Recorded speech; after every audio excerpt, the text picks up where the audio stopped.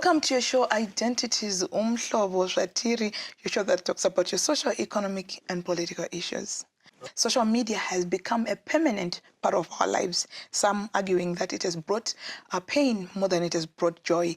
But research also continues telling us that there's more good that comes out of social media than bad. Today we want to talk about this phenomenon and what it has done to the community in Zimbabwe and in Africa. In the studio today, I have a tertiary student, young woman, Letwin. Welcome to the show. Thank you, Nyar. Thanks for having me. You're welcome. I also have a person who is not new to this show, Mitchell Gombo. Welcome to the show. Thank you for having me once again, Nyar. You're very welcome. Mitchell, social media is a scourge. Social media has caused ravage to families. Social media has damaged relationships. Comment 25 marks. All right. I've always argued that social media is like a scalpel, a surgical tool used to cut open people. In the hands of someone who has gone through 7 years of medical school, it's a life-saving equipment. Right. It will cut you open and enable the operation. But in the hands of a social scientist like me, who's ill-equipped and not skilled to deal with it, it can be a weapon of murder. It can cause much harm.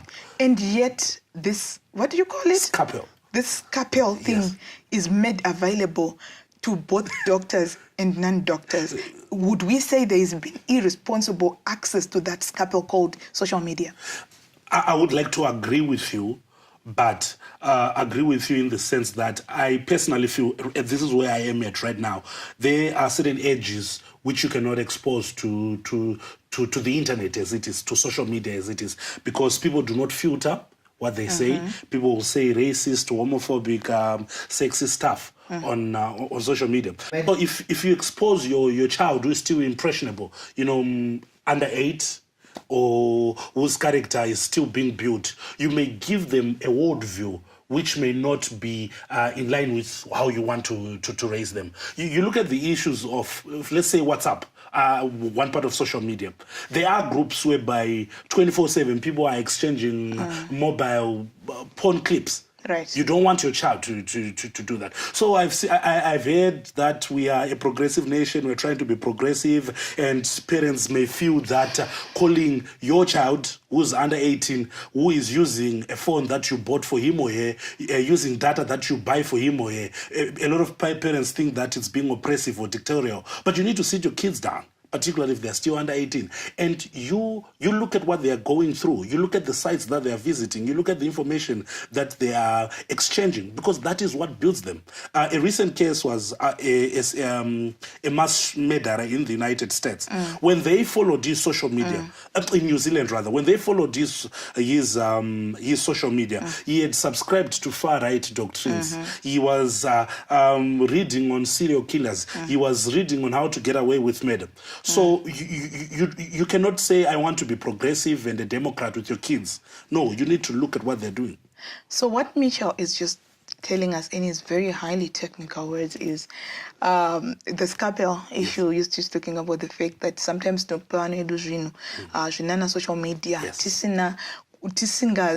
maybe isusu vachoni vari kupa vana hatitonzwisisi the danger of that tool inonzi social media scalpel vari kutaura iyoyo. Saka zviri kunzi muri kupa vanonyi mafoni hamusi kuziva kuti Facebook inogona kuva that hard on a child, because mwana uyo haasi kuziva madangers, like you're saying kuti there's a lot of things that are happening. But Mitchell is actually pushing Letwin for you young people, the notion that young people must be given access to things. I imagine you're in school, whatever phone or tablet that you have has been provided by a guardian or a parent. Would you accept that a parent has access to your stuff right now and to whatever you're doing on your stuff? How old are you? Whatever your age, I don't want to expose you. At this, you're a teenager or just above teenage. Would you be agreeable? If not, why? I will agree. Because on social media, there are various platforms on social media like Twitter, Facebook, Instagram, LinkedIn, and there are so many platforms. It depends on what I'm doing on social media. if I'm posting things like pornography, nude pictures, yes, I will be scared. But if I'm using it for the right purposes, like for example, LinkedIn, I go on LinkedIn because I want to look for professions, for potential professions. I think it's good to give her. She'll be like, oh, you are progressing and using this social media for development purposes. I think she'll be happy. So you listed a lot of all those social media platforms. What do you use all those for? Like how many? 4 or 5 platforms that you're on? For example, Facebook, socializing, posting pictures, videos, and sharing moments with friends. That as well as Instagram. Yes, I share moments. When we go out as girls, we share pictures. Like girls, I was at somewhere doing something in like my social life, and LinkedIn for professional purposes, like there are important people over there. Mabasa. Yes, like this person share experience in business. Then the creator say, then I go through this career. I think it's good to pursue this career, and like per Twitter. Twitter has been trending these days.